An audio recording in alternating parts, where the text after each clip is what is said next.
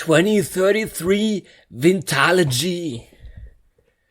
Tensions between Republicans and Democrats had grown and both sides were convinced that the other side was really bad. However, the Republicans did manage to pull a narrow win by purging voter rolls and by help from outside forces.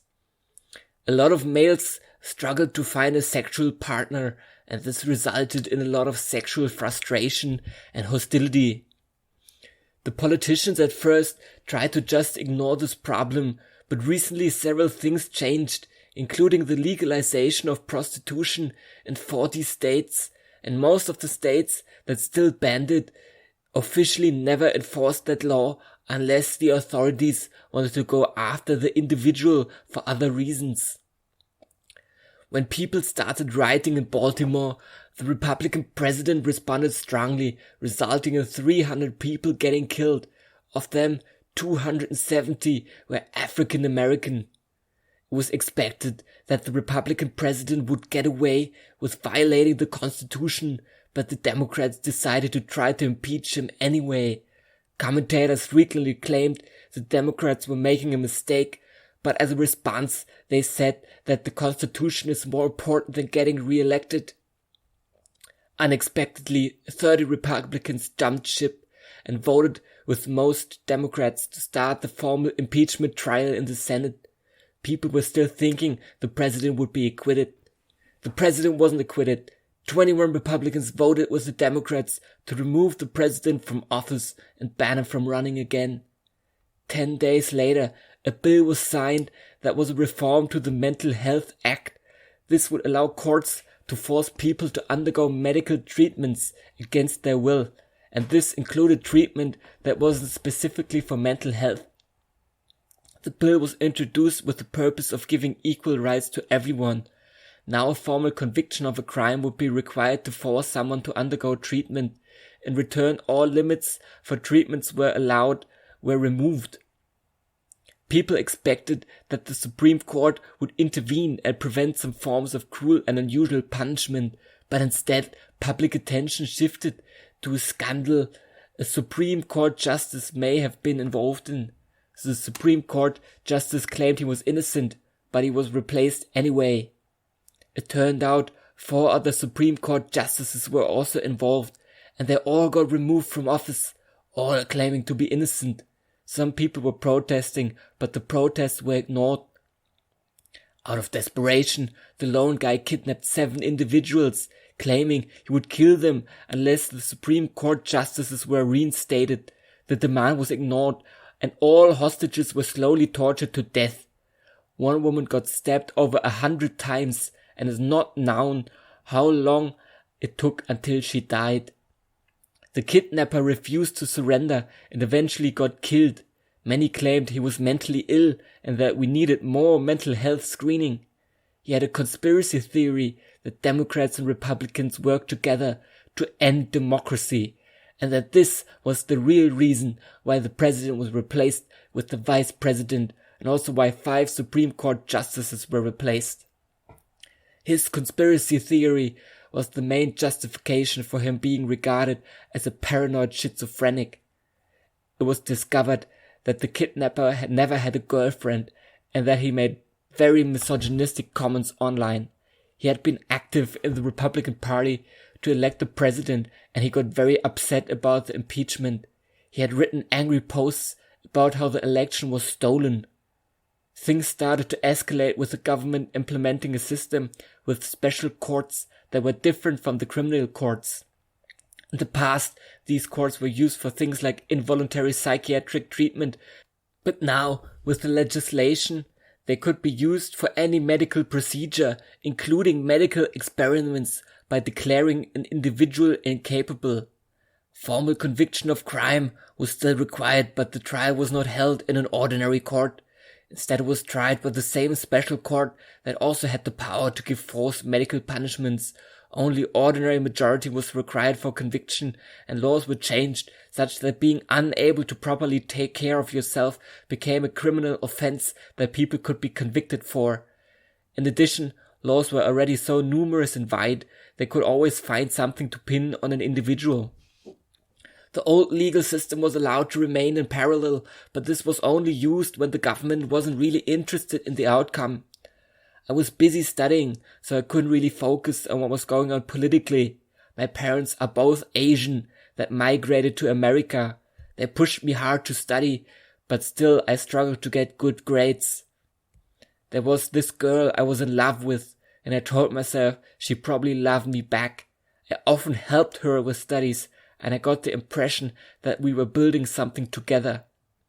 I had never had a girlfriend before, and was looking forward to kissing her for the first time, hugging for the first time, losing my virginity. The fact that I was 17 and a virgin did bother me. I wanted to have a wife and children in the future. There was one asshole in my class that would often bully me. Once he kicked me in the balls in front of everyone, and people were just laughing. He later claimed self-defense, and because he was a popular guy, everyone took his side and I got a warning. I had spent 6 hours of my free time working on a very important assignment she had to do. The next day at school, I saw to my horrors how she was kissing another guy, the same guy that had bullied me earlier. I exploded with rage and attacked them both. I ended up knocking out several teeth, but fight against two people was too difficult and they ended up severely beating me. The entire thing was caught on camera and my mental health got called into question. I had already been involved in an incident where I was falsely accused of starting a fight, and I also had this on camera. My memories are not very clear, but I remember the police escorting me to the hospital. I was able to recover from my injuries, but I was still not allowed to leave. What I didn't know was that while I was at the hospital, a panel of 7 individuals were discussing what to do with me, and was determined I was going to participate in a trial. I only found out about this once 8 days had passed and I had healed. They wanted me to just sign a paper accepting my rather unusual sentence, but I first called my parents. They told me that I was lucky not to be sent to jail or a psychiatric ward. I was informed that these days some people never got out after doing a crime like I did. I was informed that I was going to participate in a 270-day trial where I would be given 2 milligrams estradiol and 50 milligrams bisalutamide or a placebo. I would not be told which. I asked what that would do, and I was informed that they have decided to let me participate in a chemical castration trial. I was informed that the 2 milligram estradiol was just added to increase the effectiveness of the chemical castration, and that it wouldn't have any significant feminizing effect. I decided to sign the papers, thinking I got off easy. When I was given the pill, I hid it under my tongue and pretended to swallow it. I thought I had fooled the nurse, but then she lifted up my tongue and I got found out. I was forced to swallow it, but I was thinking, hopefully this is just some sugar pill. After taking the pills, I started panicking and I began crying. Was I becoming emotional now because of estrogen? I honestly didn't know. I was afraid I would never be allowed to have children. I wasn't allowed to bank sperm prior to the trial. This my family was willing to pay for, but I was denied. I did, however, not notice much in terms of changes, no breast growth, and my emotions soon got back to normal. I realized that I was assigned to the placebo control group, so I stopped worrying and continued to take my sugar pills. I felt like I'd finally won in life and I got motivated to work hard. Day 30. I was studying for a math exam, and when a nurse came to my room and gave me the pills, I just took them like normal, but I started feeling strange afterwards. First, I just started crying, and later I started feeling a pain in my chest. I panicked thinking that I probably got the active ingredient. I brought it up to the nurse, and she said that she wasn't allowed to say whether or not she got the active ingredient.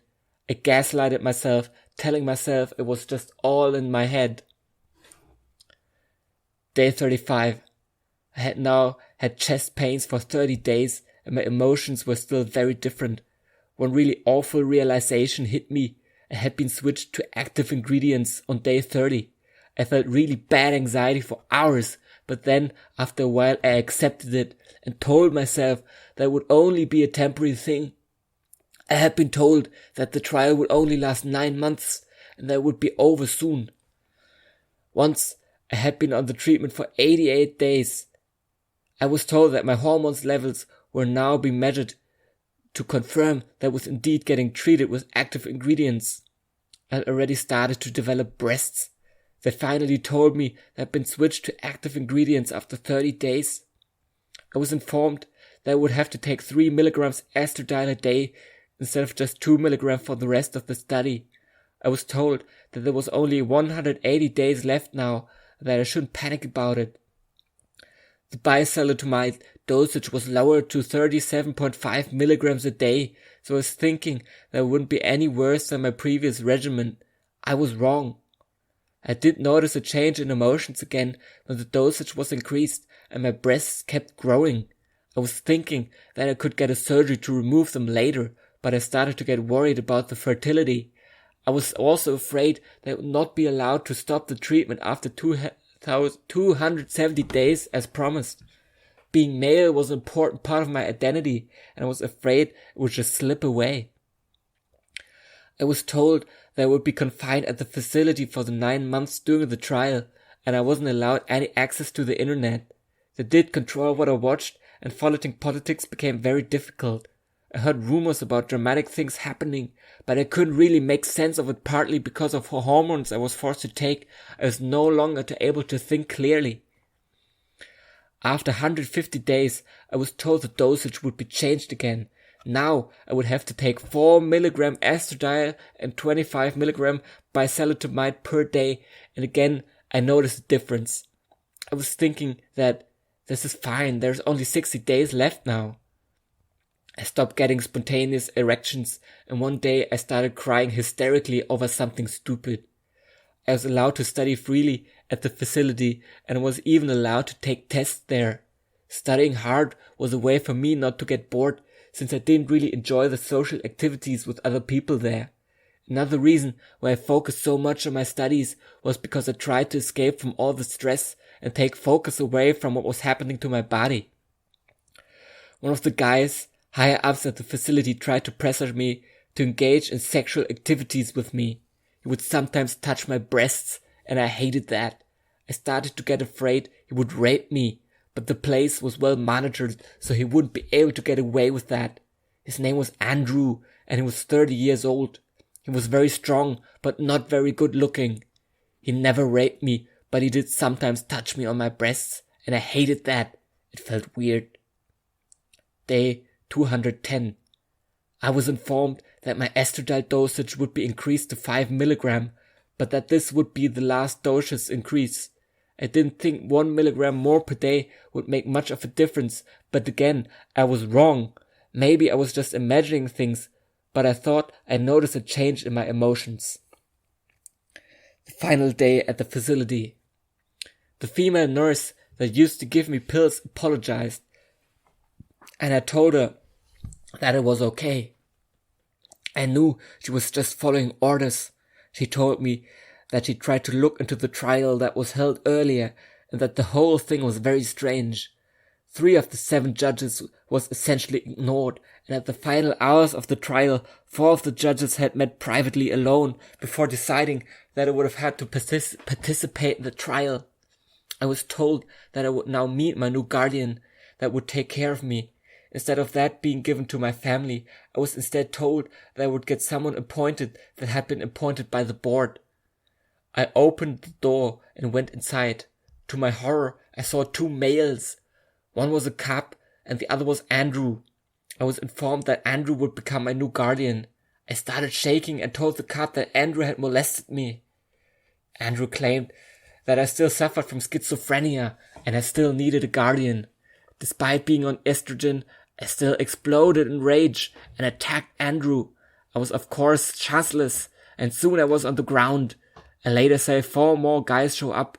What I did was futile and I had to apologize. I was told that Andrew would escort me to his place and that Andrew would take care of me 24/7. Instead of stopping the medication as promised, Andrew had decided to increase the dosage to 6 milligrams a day estradiol and keeping the biosalicylamide dosage at 25 milligrams a day. I didn't want to take the pills and tried to resist, but then Andrew decided to switch to injections instead. I was crying hysterically and eventually agreed to take my medication. They made sure I didn't hide the pill anywhere. I was totally devastated. I'd earlier got a really good grade on an exam. I was worried I wouldn't be able to continue with my studies. Andrew knew about how well I had scored on the test. I could sense jealousy from him. He had earlier tried to convince me to be his girlfriend, but I had rejected him because I couldn't stand him. Something electronic was attached to my ankle. The cop explained that this would allow the police to easily track me if I tried to escape. Andrew explained that this was important for my own safety too in the case I got lost. I was taken to a police car together with Andrew. I was really worried. Andrew tried to calm me, and for a while I felt a little better about it, but I still had a really bad feeling about it. I tried talking to the cop that was driving the car, but he didn't really respond. I ended up saying nothing most of the time since I wasn't comfortable talking to Andrew when the cop could hear me. The cop did follow me when I was handcuffed at Andrew's home, and before he unlocked my handcuffs, the cop warned me. "You better not do anything stupid, or you'll be sent to jail or worse." He explained that Andrew would have full custody over me, and this included power over medical decisions. I had already been told this before. Once the cop had left, Andrew led me to a bedroom. He groped both my ass and my breasts, and it made me uncomfortable. I saw myself in the mirror, and my face was red. Then I sensed Andrew touching me on my genitals. I tried pushing him away, but I was too weak. I had been on estrogen for too long. I finally swallowed my last remaining pride and stopped resisting. I was really scared, and I didn't want to upset Andrew with all the power he had over me. Andrew continued to grope me, and I felt very strong sensations.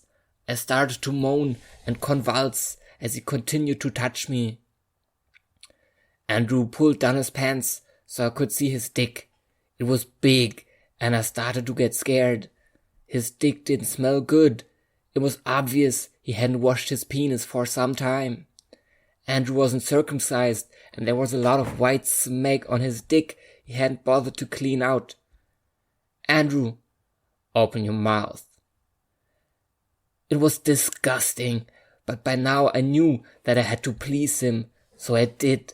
I sucked his dick clean for about 10 minutes before I felt him coming in my mouth. It was even more disgusting, and I really had to force myself to swallow it.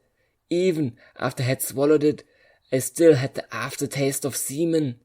I wanted to throw up, but I stopped myself from doing that. I felt like it was humiliation. It was not just a feeling. I was being humiliated. "Andrew." "Good girl." Andrew could see the hate in my eyes. He knew I didn't want this. He knew I just wanted to study for school. "Andrew, I got all your books. You can start studying now as a reward." I had heard it was possible to replace a guardian if he treated you poorly, but there was a lot of risks to that. Since my parents weren't approved for it, I would probably be sent to someone even worse if I complained, and Andrew might retaliate against me if I started the process. Andrew showed me his new room. He had really brought everything I needed to study for the exams I still had to do to graduate from high school. The room I got was nice, especially the bed. The only downside was that it didn't have any windows. "Andrew, I'll work from home now, so I'll be able to take care of you." Day 271. The next day, Andrew told me I needed better clothing. I already had female clothing, but my bra was now far too small. Last time my doctor measured them, they were 30B. First, I was thinking about escaping, but I quickly realized the futility in that with the tracker stripped to my wrist. I instead decided to avoid attention and try to enjoy the shopping. Walking in public presenting as a female was embarrassing. I knew I didn't pass as a girl, but nobody was saying anything directly to me. We finally arrived to an expensive store. Both me and Andrew were unsure what to buy, so we had to ask in the store for help. My breasts were now almost size 30C. I was first thinking that maybe Andrew would want to follow me into the exchange room, but instead he let me change bras in private. After a while, I found a really sexy bra, and I pointed to it without really thinking. Then I got embarrassed, but now it was too late. Andrew asked me to try it, and then he decided to buy it for me. I realized that it would probably be the best to keep Andrew happy, so we continued shopping and we found more sexy clothing. I was still embarrassed, but my pride was less important now. I just wanted to survive and not be too badly abused. I was thinking that maybe if I'm nice to Andrew, he'll be nice back to me. When I got home, Andrew told me I was going to take a shower before changing underwear. I smiled to Andrew and asked if I could shower alone, and surprisingly he agreed to that. I started to think of Andrew as a nice guy for giving me some privacy. He actually listened to me. When showering, I did feel better. I would have preferred silence, but unfortunately Andrew had to wash the clothes we had bought. Efforts had been made to reduce chemicals in clothing, but one wash was still recommended. I had thrown the old underwear in a basket, so I had nothing new to put on until the washing machine had finished. I took a long bath and started to think about my situation. Andrew, your new clothes are ready. I got excited and walked out naked. Andrew really liked seeing that, and he enjoyed helping me putting on my new sexy bra.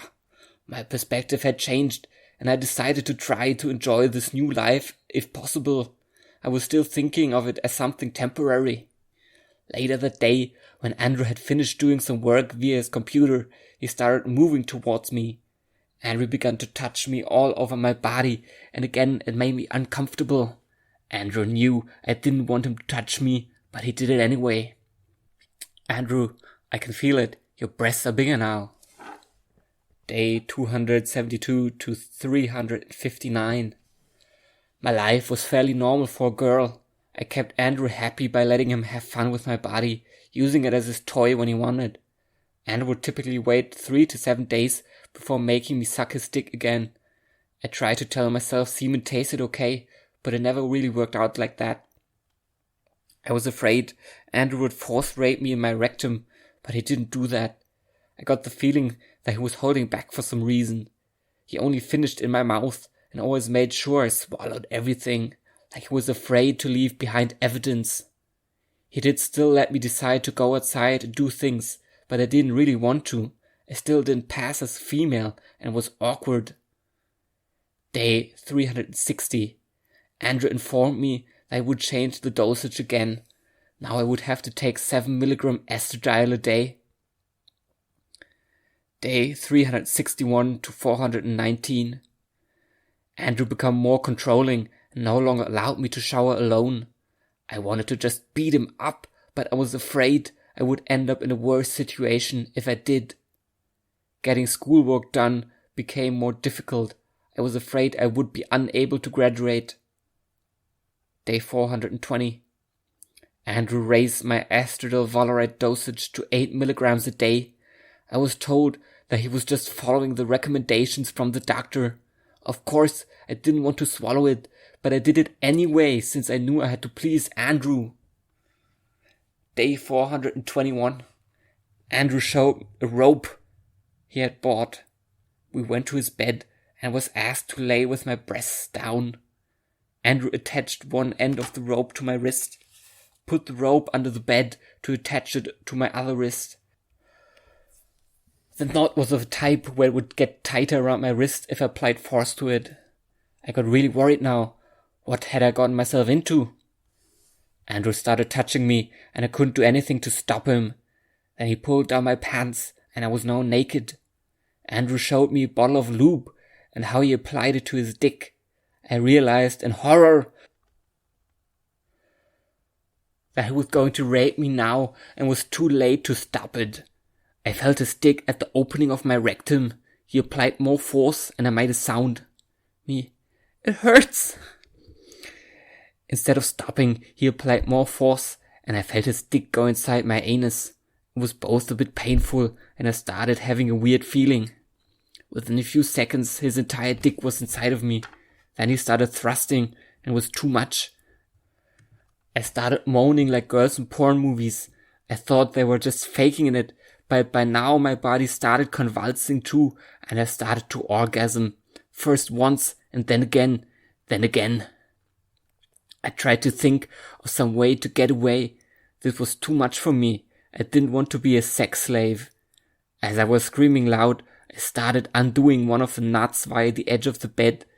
I could have gotten away now, but I decided to let him finish inside me. Later, I felt him coming inside my anus, so I quickly turned around and managed to land a kick on his head, knocking him out. I saw a lot of blood on the bed. I realized that I had been bleeding a lot when he had raped me, and now I felt a lot of pain in my anus. The door was locked from the inside, so I would need a key to get out. I didn't know where he hid the key, so instead of getting out through the front door, I grabbed a chair and hit it hard on the window. It took multiple hits, but eventually it shattered enough for me to get out. I did end up harming myself when getting out, and I started bleeding even more. I was afraid I would die from bleeding out. I realized Andrew could probably track me from the blood if we couldn't already track me from my ankle device, so I decided to run the street, hoping. I was completely naked when I was running at the street. Soon, I saw a car slowing down. It was a woman. She stopped and I told her to call 911. She did. She was told to drive me to the hospital, so she did. There was a lot of commotion and the police was also involved. I was worried they would arrest Andrew, resulting in me being sent back to the facility. Andrew did get arrested now, and they did have technical evidence against him. His semen was my rectum, and my blood was in his bed. Day 422. I woke up screaming. It was a bad dream. After being in the bed for about 3 hours, I got discharged from the hospital, and as I feared, I was told I would be sent back to the facility. Without Andrew harassing me, it was okay to be at the facility again. I was hoping I would be finally allowed to stop having to swallow pills each day, but I was told I was still obligated to do that for 118 more days. Then I would be allowed to be free, and I wouldn't have to take pills daily. This sounded good to be true, too good to be true. Would I finally get my autonomy back? I was finally able to start catching up with school again. Day 470. I was finally able to catch up with school. I started feeling good about life again. Hopefully soon I would be able to live a normal life again. I began voice training with a professional, so I would be able to pass easier socially as a girl. At first, I didn't want to do that training, but then I realized that would be fun, being able to make a female voice, so I ended up having daily lessons. Day 480. The estradiol Valorate dosage was raised to my 9 milligram a day. I didn't really notice much of a difference. It was like my body was getting used to it by now. Day 510. The estradiol Valorate dosage was raised to 10 milligram a day. Day 550. The estradiol dosage was raised to 11 milligram a day. Now there was only 30 days left. Day 556. I was allowed to leave the facility to participate in the high school graduation. I was finally able to see my friends again, but they no longer recognized me. I made up a lie that I was supposed to graduate from another school, but I was unable to travel there. They believed me partly because they were focused on other things and didn't really pay too much attention to me. Most of my former classmates were drunk, so they didn't really pay attention to me not being able to properly fake my voice or me still having a rather masculine face. I had adopted some feminine manners and I was able to somewhat fake my personality. Still, if it wasn't for the fact that they were drunk, they would probably have recognized me. Day 550. This was the day I was going to leave the facility. I was now told about the conditions for my release. I was going to be put on estradiol Valorate injections, and this would be every 5 days. A nurse would come home to me and do the injection for me. I would be under this forced treatment for the rest of my life. This would last until a court decided it was safe to let me detransition. I was informed that a court had already ruled that this treatment would last at least 10 years, then it would be renewed every 5 years. I asked. So I will never be able to have children? Doctor, no, I'm afraid not. After 10 years of estradiol valerite injections at such a strong dosage, you will be permanently infertile. I punched the wall so hard I injured my hand and I started crying uncontrollably. Doctor, I am sorry about this. Me, it's not your fault. Doctor, I wrote a letter for you. You can read that once you get to your apartment. Me, I have an apartment now? Doctor, yes, we were able to work that out together with your parents. A nurse escorted me to my apartment. My stuff had already been moved there, so I just ended up laying in the bed for a while. Nurse, I'm going to give you your first injection soon. Are you ready? Me, yes, I am. Can I see the syringe? The nurse showed me how she was first drawing a substance from a vial. Then she exchanged the needle for a new one. Both needles were about 1.5 inches long and 1.9 millimeters wide. I got really nervous. I was thinking that surely she's not going to put the entire length in. The nurse smiled and pulled my pants down. I then felt the needle being inserted, and it was uncomfortable. I felt that she inserted the entire length, and she started injecting it. The substance being injected was more painful than the insertion of the needle, but it was not too bad. I could probably get used to it over time. The injection only took about 20 seconds, and wasn't nearly as bad as I thought it would be. As time passed, I realized something.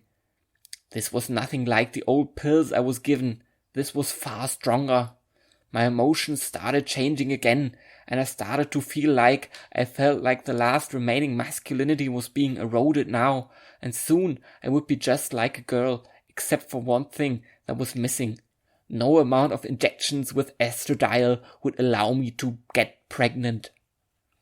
Day 541.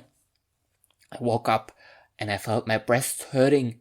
I put on a bra, but now the bra Andrew had bought me earlier started to get a bit small. I used it anyway and decided to maybe buy new ones when my breasts had finished growing. I was able to get disability from the government, but I wanted to try working. I tried to come up with something nice to work at, but I really couldn't think of anything that would really suit me. Day 545. Now the nurse ringing at the door again, and I know what would happen. It was almost like I looked forward to getting the injection now. She was really nice to me, and I longed for companionship like that. Again, my pants were pulled down, and again it did hurt a little bit, but I still enjoyed her company. I liked her taking care of me. I installed a few dating apps and started working on figuring out what partner I wanted. I realized that I now felt more attraction to guys than girls. I wanted someone to fuck me like Andrew did earlier. I wanted to please someone and be used. I wanted to feel strong pleasure and overwhelmed again.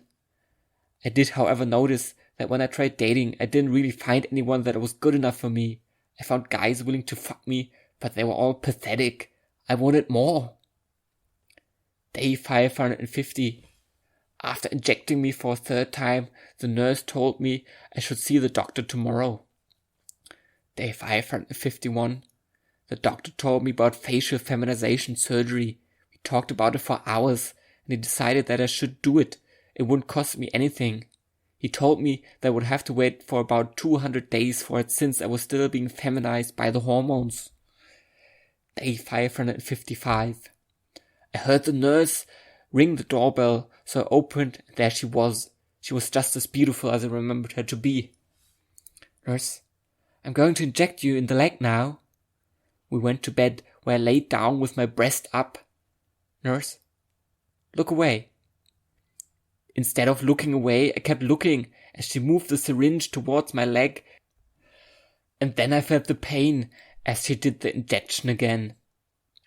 Day 611. I finally decided to go to the store to get new bras. At the store, we found out that my breasts were somewhere between 30D and 32E in size.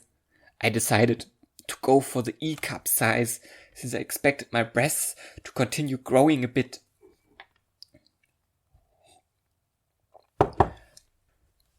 Day 700. After being injected for the 320th time, the nurse told me I should meet the doctor. I was informed that I would have the facial feminization surgery in 54 days. I wanted the surgery since I was not fully comfortable presenting as female when being outside.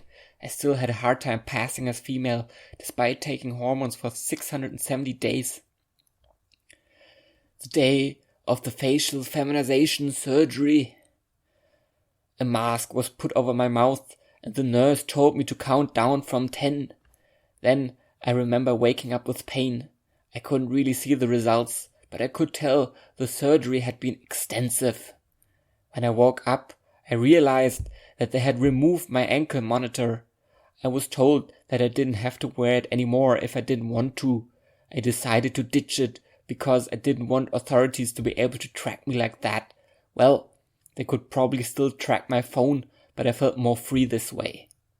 I was told it would be about 14 days for me to recover from my surgery. Day 713. I removed the last bandage and I looked at my face for the first time since having the surgery. I got shocked with what I saw, and I looked like just another girl. Hopefully, now I could live a normal life as female except for the injections. Day 714. I had a dream where I was swimming in the sea, and I decided that I should try to make that reality. I hopped on the bus and decided to travel to the beach. Several guys were giving me unwanted attention on the bus. It got so bad that the bus driver had to stop the bus, and he was close to calling the police because they started groping me, and it made me very uncomfortable. I considered calling the cops on them, but I decided that I should just let it slide. They ended up being thrown out on the street and had to walk to the beach instead. I wished I was stronger, so I could just beat up people bothering me, but then I realized that then I could get into legal trouble. I still considered trying to get a license for conceal and carry, but that would probably not be possible with my past.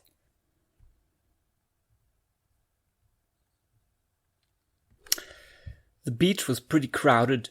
I wish I could have one beach for myself, but I had to wait maybe for later. I wanted to tan topless, but I had to wait too. I swam out far just to get some space for myself. The water was clear, so I decided to start diving with and open my eyes when I was underwater. It was really refreshing. Finally, I was free. I no longer had to carry the ankle monitor with me. I swam back for a whole hour, and I even managed to see some fish. Then I got tired and decided to swim back and return home. This time, I wasn't bothered with any guys, but I sort of wished I had gotten at least some attention. When I was back home, I took a bath and started thinking about my life. I still felt like I was missing something. Day 725. After being injected by the nurse again, I decided to head to the beach. Once there I saw a familiar face. It was the guy who had bullied me in high school. I couldn't resist flirting with him, telling myself I was just leading him on. Then, when we got closer together, I got a tingling feeling, like I was falling in love. We ended up starting kissing on the beach, and he also touched my butt. It was a wonderful feeling, and I wanted more. We went home to his place, and told me to put my arms together behind my back. He tied them and made sure there wasn't any way for me to get out that easily. We started kissing, and soon after I was sucking his dick. Now, it was too late to turn back. I had my phone with me.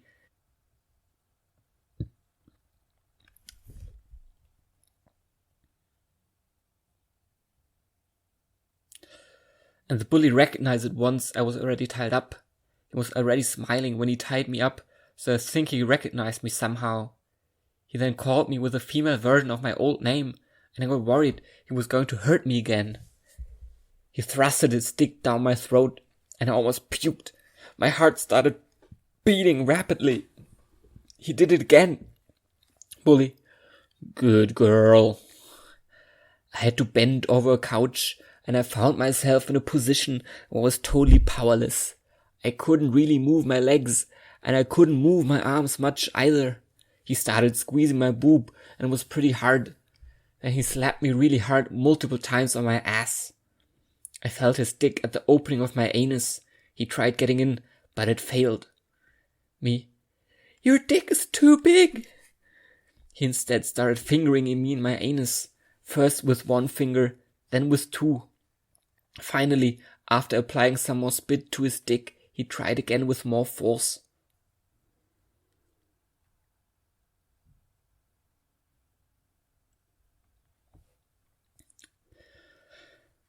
Soon I felt his dick deep inside me, and I made a sound. He started thrusting really hard, and I began screaming hysterically. It was just too much. I felt wave after wave of orgasmic pleasure. Thinking clearly became impossible. My entire body was shaking, and then he started fucking me even harder. I told him to stop multiple times, but instead he started to fuck me even harder. I probably orgasmed over 20 times, and each orgasm was really powerful. My mind went black, and I could only think about the next thrust, the next orgasm.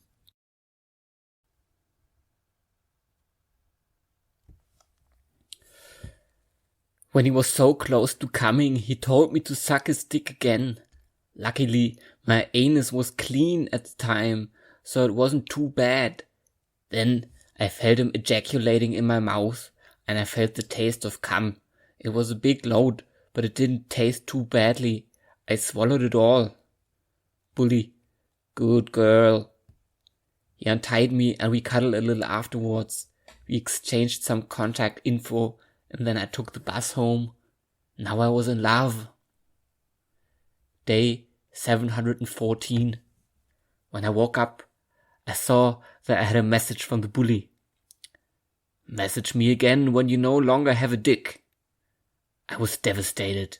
I thought I had gotten a nice boyfriend, but now I would need another surgery to even have a chance.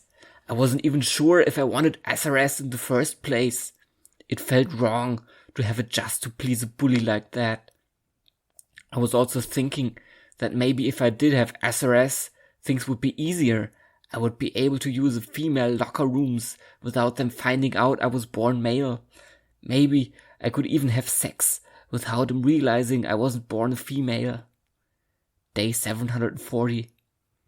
After the injection, the nurse told me I should see the doctor about something. We had the meeting the same day, and the doctor told me, I think this trial might be for you. It's a new experimental method for transgender pregnancy. It was a new method where the penile tissue would be used to create something similar to a zero-depth vaginoplasty, and then a lab-grown vagina would be inserted that would be capable of childbirth. My testicles would be turned into ovaries via a new experimental method. I was told it would be in 30 days if I was chosen for the trial.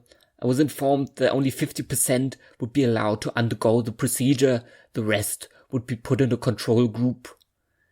Day 770. After the injection, the nurse showed me a letter. I would now find out if I was chosen for the trial. We opened it together. I had been chosen for it. I was now awaiting major surgery. Day 834. I got a letter in the mail telling me I would have surgery in 14 days. The letter contained detailed information about the procedure. I was informed that it would take 30 days before I get ovaries transplanted, and during that time I would have to continue with the injections. I was told that this new vagina didn't need any dilation and that the sensitivity would be very high, so high in fact that having sex could be dangerous due to overloading the brain. The day of SRS. I was really nervous before the surgery. What if something went wrong? Would I really be able to get pregnant? Would I really be able to give birth? A mask was put over my mouth, and the nurse told me to count down from 10. Then I woke up with severe pain, and I could tell I no longer had a penis. I no longer had testicles. I had been castrated for good. I was prescribed SSRI medication with the purpose of reducing the sexual sensation to more safe levels. I pretended to agree to it and decided to flush down the pills down the toilet instead. Day 844. Now the pain had lessened, but it was still pretty bad. I didn't know SRS was this painful, but I was still glad I went through with it. I got a letter where I was informed that I would no longer be subjected to any forced treatment. I started thinking that maybe it was because I participated in a trial resulting in people looking into what had happened to me. But now it was too late. My testicles and penis had already been removed. I had already decided to stay female for the rest of my life. I was just hoping that I would be able to make a female pregnant. Day 871. Finally, I no longer felt good, and I liked the look of my new vagina. I was really satisfied with the result, and I would probably had a better result than most. I realized that I now passed as a female, even when naked, and this would make my life significantly easier. Having to pee when sitting down was an adjustment, but I was okay with that. I now tried masturbating for the first time, but I noticed that just touching it resulted in very overwhelming sensation. It was really sensitive and I was afraid to have sex. I started having regrets about flushing down the SSRI pills now, but I couldn't bring myself to ask for a new prescription. Day 875. The nurse came to me for the final injection. Nurse, will you miss the injection? Me, I might miss you. You have been really nice to me. Nurse, I'm sorry for what happened to you. I want to make you feel better about it. Can you promise not to tell my husband about what I will do next? Me, yes. Then the nurse kissed me on the lips. She then told me that I should learn how to do my own injections. It wasn't too complicated. I drew the right amount of liquid from the syringe. Then I changed to a new needle. I did clean the injection area with alcohol, and finally I pushed the needle in. I pulled back slightly to make sure there wasn't any blood, and then I injected it slowly. Nurse, good. I was really proud of myself that I was able to do it on my own. It was easier than I thought it would be. Day 878. I was again at the operating table. A mask was put on my mouth and the nurse told me to count down from 10. Then I woke up, but I didn't feel much pain this time. I was informed that the surgery had been a success and that I should be able to get pregnant now.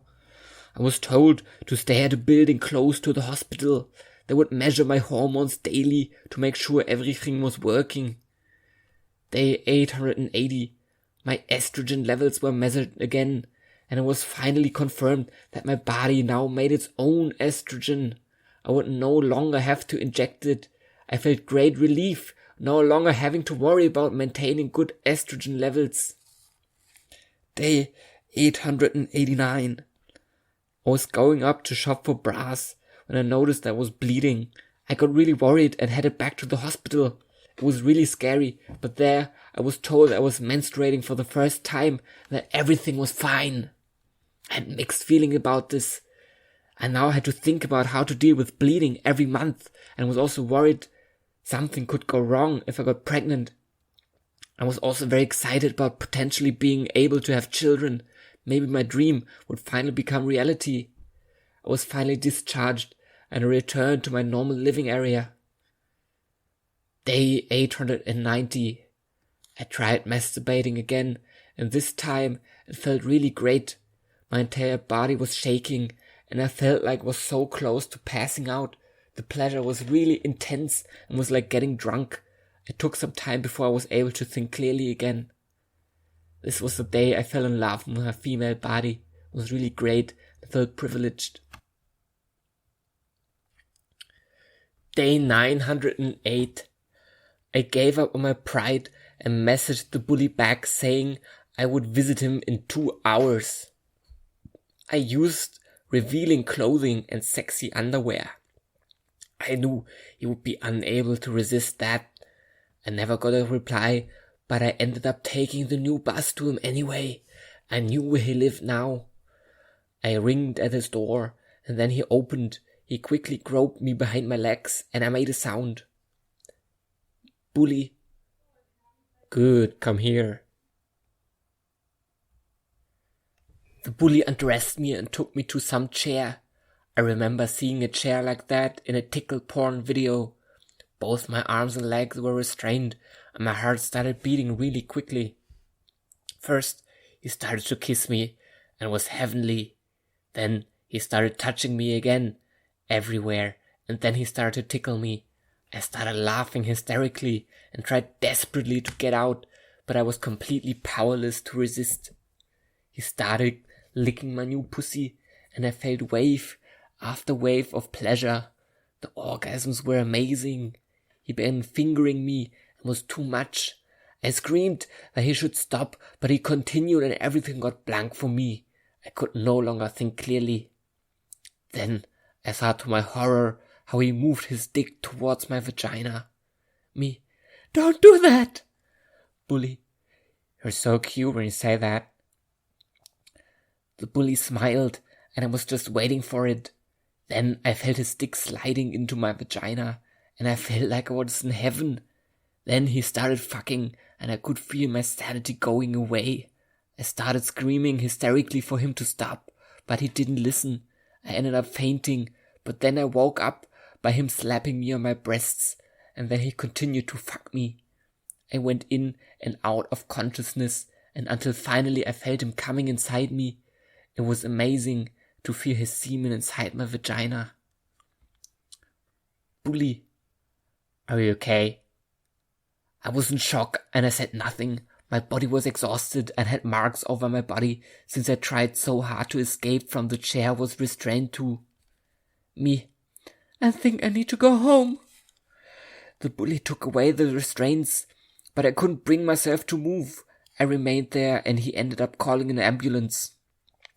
They found nothing wrong with me at the hospital, so they just drove me home. Then it hit me. Maybe I was going to get pregnant. I told myself that probably nothing would happen. I only had sex once. Day 930. I still hadn't gotten my second period, but I was thinking that maybe that was normal, or maybe that didn't work. I noticed fatigue. I no longer had the energy I used to have. Day 940. Still no period, and I noticed that I had unusual food cravings. I also noticed soreness in my breasts. I got the impression that they were growing again for some reason. Day 946. I started noticing nausea at the morning.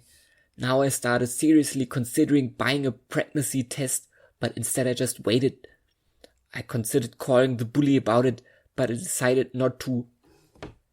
Day 1000. I noticed that my stomach was getting bigger, so I ended up calling 911. They drove me to the hospital and they did some tests. They started doing an ultrasound examination of me. Nurse, you're pregnant. Me, no, that's impossible. I then saw a baby moving. It was my baby. I really was pregnant. I couldn't believe it. It was a boy. Nurse, don't worry. Everything is fine with the baby.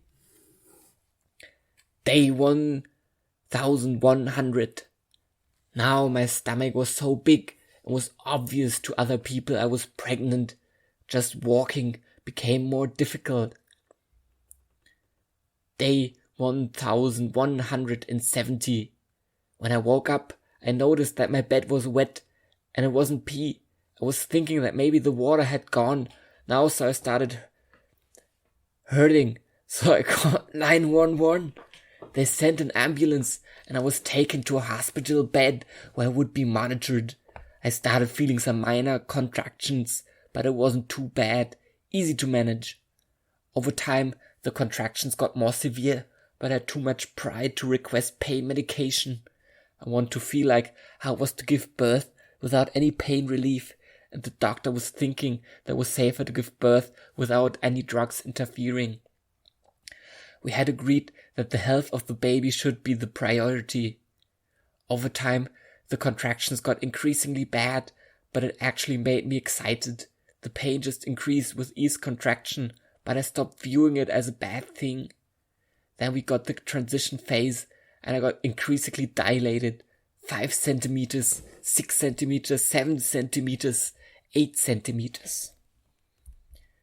The pain was so severe, I'm surprised I didn't pass out. I still loved every moment of it. I felt like now I was a real woman, and I would finally become a mother. My dream of becoming parent would become reality. It was time to start pushing, so I did. I was exhausted, but I was supported by the nurses at the hospital. They helped me through it. Then I felt the baby going through my vagina, and I got close to passing out again. He got out quickly, and then the umbilical cord was cut. He started screaming quickly, which made me glad. It was a healthy baby. I took him towards my breasts and started breastfeeding him. It felt amazing when he started to suck on my nipple. It was so close to midnight and was tired. I fell asleep. Day 1171. When I woke up again at the hospital, I was informed that the bully had found out about the pregnancy and he wanted full custody over the child. I called him and convinced him that we should go for joint custody instead, and that I would take care of him more when he was a small child. I was informed that the bully was fairly successful and could afford to hire good lawyers. I instead had a troubled past. I was afraid I would lose custody completely unless I agreed to a deal. I no longer had any interest in that bully, and I do not think he had much interest in him either. We both, however, had a lot of interest in that baby.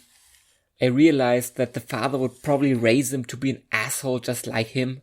Maybe that was a good thing. Day 1523. The relationship with the father of my child kept getting worse. We were both frustrated with the situation, and we decided to switch to taking care of him every other week once I had finished breastfeeding him. We hadn't had sex since he impregnated me almost 2 years ago. Day 1710. I fed my child with breast milk one last time, and then I left him to the father, bully. Finally, I would get some time to do other things. Day 1711. Now I headed to the beach alone for the first time in a really long time. I swam for a really long time, but not as far out as the last time. I didn't want to die now when I had a son to take care of. Day 1717. Now I got my child back, and now was actually really happy to see him. There was a kindergarten in our town that seemed nice, so I talked with the child's father about putting him there. We were thinking that maybe he needed more socialization. Day 1770. Me and the father of the child both watched from distance as we tried having our child one day at kindergarten, but it became clear it wasn't really a great place for him. Since what we had been doing so far had been working, we decided to continue with that instead. We decided to instead find other ways for him to interact with other children before school. We had considered homeschooling, but the public education had improved to the point where we decided that he should get a normal education.